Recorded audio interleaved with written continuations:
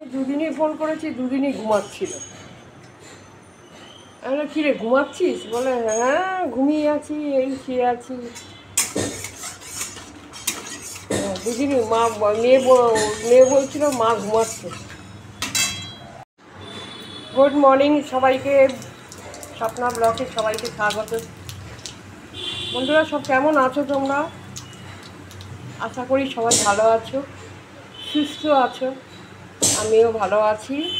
তো এখন থেকে ব্লগটা স্টার্ট করলাম। দেখো আজকে জলখাবার, কালকে ঘুগনি ছিল অল্প একটু, সেটা গরম করে সবাইকে দিয়ে দিয়েছি, সবার জলখাবার হয়েও গেছে। আর এখন আমি করছি ক্যাপসিকাম আর এই ঢ্যাঁড়স ভাজা, কালি জিরে শুকনো লঙ্কা দিয়ে। এটা এখন ভাজা করব।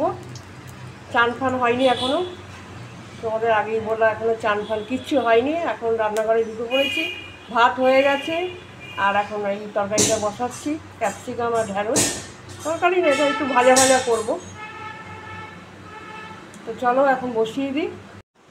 বন্ধুরা আমি ওকে নীলুফাকে একটু, আরে আমাদের আজকে মাছ ফাছ কিচ্ছু নেই জানো। এই যে দেখছো ওইখানে একজন দোকান আছে এই সামনেই, ওই একজন কিনছে, ও ওখানে পাঠালাম নীলুফাকে। এখন ওইখান দিয়ে যাবে, ও টাকা দিয়ে দিলাম, বললাম একটু মাংস নিয়ে চলে আয়। ওই যে যাচ্ছে ওর নাম মাথা, ওই যে যাচ্ছে, ওই যে দোকানে দাঁড়াবে, দেখো এই যে দোকানটা একদম বাড়ির সামনে আমাদের। এখানে মাছ মাংস সব পাবে তুমি। চানুকে বললাম তুই একটু মাংস নিয়ে আয়, পাতলা করে, একদম গরম তো এখন কী করবো বলো, এখন মাছের বাজারে এখানে মাছ টাছ কিছুই পাওয়া যাবে না, এত বেলা হয়ে গেছে। সামনে যখন দোকান আছে ওখান থেকে একটু মাংস নিয়ে আসুক, পাতলা করে ঝোল করে নেবো আলু দিয়ে। আমি বললাম 500 কি 600 মতন নিয়ে আয়। ও বললো ঠিক আছে বলি, আমি যাচ্ছি, কি নিয়ে আসুক। তখন আবার আমার এসে আমার শাশুড়ি চিৎকার চেঁচামেচি না করে, কেন চান করানোর ব্যাপার আছে তো, ওই জন্য আমি বললাম তুই নিয়ে চলে আয় তাড়াতাড়ি। তো বলবি এই পাশের বাড়িতে দেখিয়ে দিবি বাড়িটা, ভালো ভালো দেবে। বলে ঠিক আছে। এই দাঁড়িয়ে আছে এখনও, দেখি কখন আসে। এখন একজন মনে মনে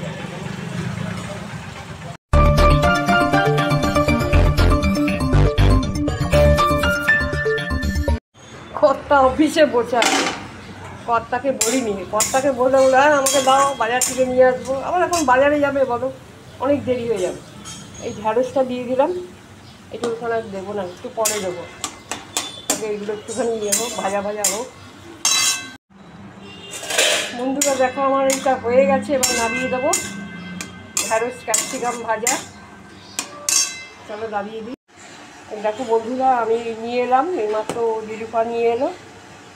আর তোমার এখান থেকে নিল 700 গ্রাম তোমার, আর দাম হয়েছে এখানে তোমার 230 টাকা করে কিলো। 700 গ্রাম নিয়ে আসা হয়েছে। এই ধুয়ে ধুয়ে রাখলাম তোমার। এবার নুন হলুদ মাখিয়ে রাখবো। এটা একদম পাতলা করে ঝোল করবো, বেশি রিচ করবো না। গোটা সব রসুন পেঁয়াজ গোটা গোটা দিয়ে এটা রান্না করবো, একটু আলু দিয়ে দেবো, ব্যাস। আসলে আমাদের আজকে বাজারে মাছ ফাছ আনা হয়নি তো, এখন আবার বাজারে এগুলো অনেক দেরি হয়ে যাবে, সেই জন্য আমি এটা, আর এটা হয়ে গেছে, এবার নামিয়ে দিই। বাবা কী আওয়াজ! আরে এখানে সামনে আমাদের বাড়ি হচ্ছে, দেখো কী আওয়াজ জিনিসটা। কিন্তু এখন আমি লাউ আলুর তরকারি করছি, কড়াইতে তেল দিয়ে দিয়েছি। আর তোমার 5 ফোড়ন দেবো, 5 ফোড়ন দিয়ে দিলাম। এই যে এই বাড়িটার কাজ হচ্ছে দেখছি, সামনে বাড়িটা অনেকদিন। দেখো এখানে চা হচ্ছে, এখন অফিসে লোক চলে এসছে, চা গরম করছে। এখন লাউটা বসিয়ে দিলাম। এখন লাউটা হতে একটু টাইম লাগবে, কেন সেদ্ধ হতে টাইম লাগবে একটু। 5 ফোড়ন কালো জিরে দিয়েছি একটু অল্প করে, দুটোই দিয়ে আমি 5 ফোড়নও দিই, কালো জিরেও দিই, অল্প অল্প করে। দেখি লাউ তরকারিটা হয়ে গেছে কিনা। হ্যাঁ লাউ তরকারি হয়ে গেছে, দেখো ভালো লাউগুলো গলে গেছে একদম। চলো নামিয়ে দিই, তরকারি হয়ে গেল।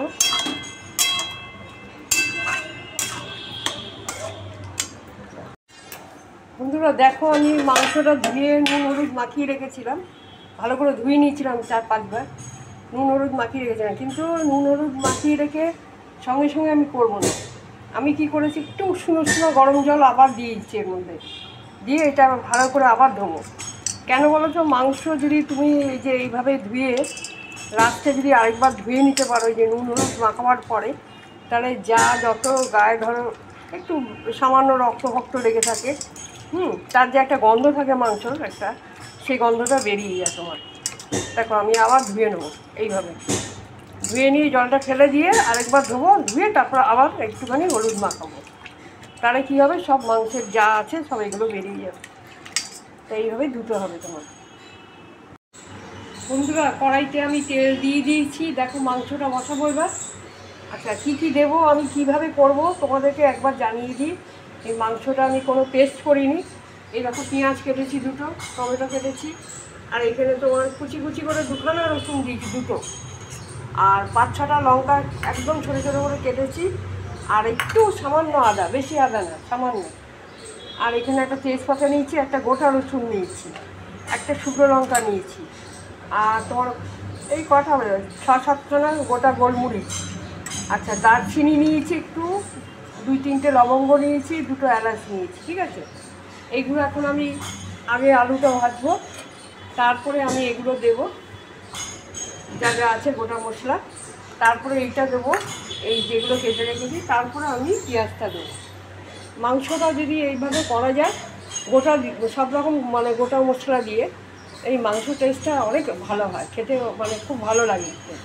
পেস্ট করে তো আমরা সবসময় দিই, পেঁয়াজ আদা রসুন পেস্ট করে দিই, কিন্তু আমি এইভাবেই করবো আজকে, একটু অন্যরকমভাবে করবো। তো তোমাদের সাথে শেয়ার করছি, তোমরা দেখে নাও। যে গোটা মশলা রান্না করেছে তারা তো জানোই খেতে কতটা টেস্ট লাগে, মাটন হোক চিকেন হোক যেটাই হোক, মাটনও ভালো লাগে এইভাবে করলে। তা চিকেনটাও আমি আগে এইভাবে অনেকবার করেছি, তাও ধরে নাও 4-5 বার করেছি, খুবই ভালো লাগে খেতে। আমি পেস্ট করে খুবই কম দিই, এইভাবেই করি, যখন করি এইভাবেই করি। মাংসটা আমাদের বাড়িতে খুব একটা হয় না, তোমরা ব্লকে দেখেছো মাছটাই হয়। তো আজকে তোমাদের উপর বললাম, মাছ একদমই বাজারে কেউ যায়নি, আর রোদের মধ্যে প্রতিদিন বাজারে যেতেও ভালো লাগে না, তাই জন্য লিলুপাকে দিয়ে আমাদের সামনেই দোকান আছে, ওখানে মাছও পাওয়া যায়, কিন্তু মাছটাও বলে বাজার থেকে আনাটাই ভালো। তো মাংসটাও খারাপ দেয় না, ভালোই দেয়, তো ওখান থেকেই নিয়ে এলো। তো চলো বসিয়ে দিই আর কথা না বাড়িয়ে, ঠিক আছে। মাংস তো অনেক রকমভাবেই করা যায় তোমার, কিন্তু এই গোটা মশলা দিয়ে করলে পরে বেশি ভালো লাগে। দেখো আমি দিয়ে দিলাম সব, এর মধ্যে রসুন, তোমার তেজপাতা, কাঁচা লঙ্কা, আদা, গোটা গোলমরিচ, দারচিনি, লবঙ্গ, এলাচ। এবার দেবো পেঁয়াজটা, আমি আলুটা ভেজে উঠিয়ে রাখলাম। দেখো বন্ধুরা আমি পেঁয়াজটা দিয়ে দিলাম, এবার একটু লাল করে ভেজে আমি তারপরে মাংসটা দিয়ে দেবো। বন্ধুরা দেখো আমি সব দিয়ে দিলাম, নুন হলুদ সব দিয়ে দিয়েছি, মাংসটা দিয়ে দিয়েছি, আর একটু জিরের গুঁড়ো দিচ্ছি এখন অল্প করে। ভালো করে কষাবো এখন, তারপরে আমি প্রেসার কুকারে দেবো, দিলে আরও স্বাদটা বেশি বেড়ে যাবে। আলুটা ভেজে উঠিয়ে রেখেছি আলাদা করে। এর মধ্যে আর কোনো গরম মশলা কিছু দেওয়া যাবে না, কারণ গরম মশলা আমি আগেই দিয়ে দিয়েছি, আর কোনো গুঁড়ো মশলা কিছু দেবো না। দেখো আমি গরম জল করে দিয়েছি, এখানে রেখে দিয়েছি গরম জল করে, একটু একটু করে দেবো গরম জলটা, আমি আগে গরম করে রেখে দিয়েছি আলাদা করে। এই গরম জল একটু একটু করে দিয়ে মাংসটা কষাবো।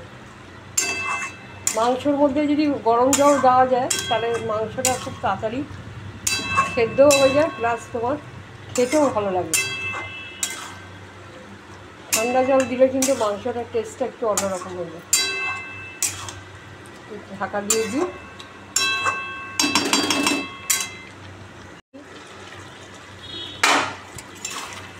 দেখো আলুগুলো দিয়ে দিয়েছি, এবার আমি প্রেসার কুকারে দিয়ে দেবো। বেশি দেবো না, 2টো সিটি দেবো, ব্যাস তাহলেই হয়ে যাবে। প্রেসার কুকারে দিলে কি তাড়াতাড়িও হয়ে যাবে, মাংসটা ভালো সেদ্ধ হবে, তাড়াতাড়ি খেয়েও বেরিয়ে যেতে পারবে। গন্ধটা কি দারুণ বেরিয়েছে, গোটা মশলার গন্ধ বেরোচ্ছে, খুব সুন্দর গন্ধ বেরিয়েছে। বন্ধুরা, যারা তোমরা গোটা মশলা করে মাংস রান্না করেছো তারা তো জানোই, যারা এখনও কেউ করোনি এইভাবে তারা একবার করে দেখতে পারো, একবার করে দেখে খেতে পারো, তাহলেই বুঝতে পারবে মাংসটা খুব টেস্ট হয় গোটা মশলার মাংস। আমরা তো পেঁয়াজ, আদা, রসুন পেস্ট করে দিই, সেটা তো একরকম হয়, সব রকম পেস্ট করে দিই। আর এটা হচ্ছে তোমার গোটা আমি একটা রসুন দিয়েছি আর 2টো একদম ছোটো ছোটো করে কেটে দিয়েছি, ব্যাস। এবার অনেকক্ষণ কষানো হয়ে গেছে, এবার প্রেসার কুকারে বসিয়ে দিই। বেশি কষালে আবার প্রেসার কুকারে দিলে গলে যাবে। বন্ধুরা দেখো, মাংসটা নামিয়ে দিলাম। দেখো ঝোলটা দেখেছো কি দারুণ হয়েছে, একদম কোনো রিস্ক না। এই গরমকালে এরকম ঝোল মাংস দিয়ে গরম গরম ভাতের সাথে খেতে দারুণ লাগে, দেখেছো? এটা খুব সুন্দর হয়েছে মাংসটা। আমি রান্না করেছি, আমি প্রশংসা করছি, কিন্তু আমি এরকমভাবে করলে পরে খুব ভালো হয়েছে। চলো ওকে ভাতটা দিয়ে দিই, ও খাবে বলছে, বেরিয়ে যাবে। হ্যালো, গুড ইভিনিং সবাইকে। দেখো আমি এখন একটা বান্ধবীর বাড়িতে এসেছি, যাদবপুরে। অনেক দিন আসবো করে আসা হয় না, অনেক দিন ধরেই বলছে আমাকে আসা হয় না। তা আজকে ভাবলাম একটু যাই, একটু বসে চা খাই। ও দেখো, এই দেখো চা নিয়ে এসছে। চা খেয়েছি একবার, ওর বাড়িতে একবার চা খাচ্ছি। দেখো ভেজিটেবিল চপ 2টো ঢাল। এখন একটু বসবো, একটু গল্প করবো। আর চলো ঠাকুরটা দর্শন করাই।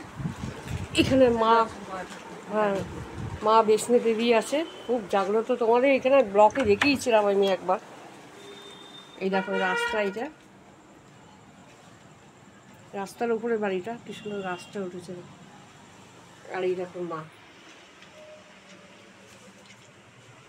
লাইটটা জ্বলে যায় এটা। এই দেখো, খুব জাগ্রত মা, দেখেছো? তোমাদেরকে দর্শন করালাম। সব ঠাকুর আছে এখানে, সাই বাবা, এটা মন্দির ওদের।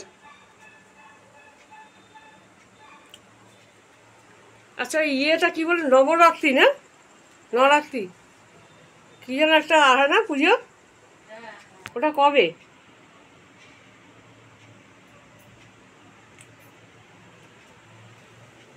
দেখো তোমাদের দর্শন করানো।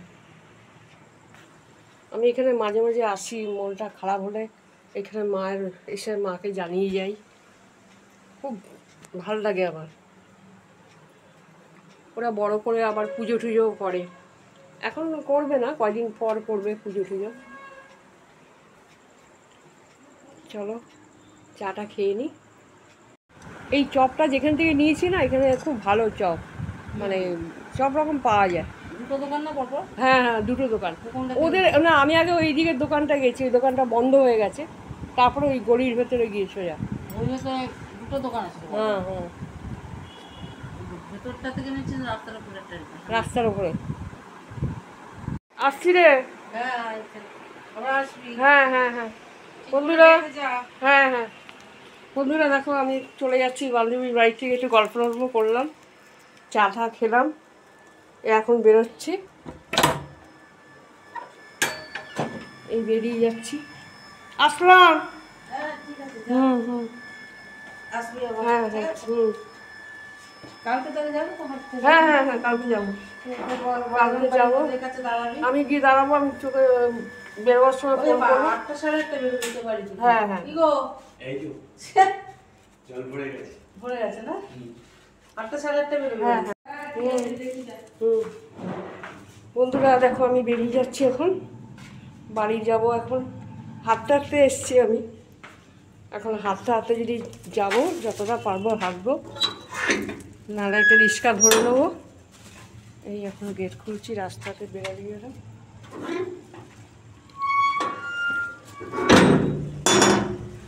খুলে দিয়ে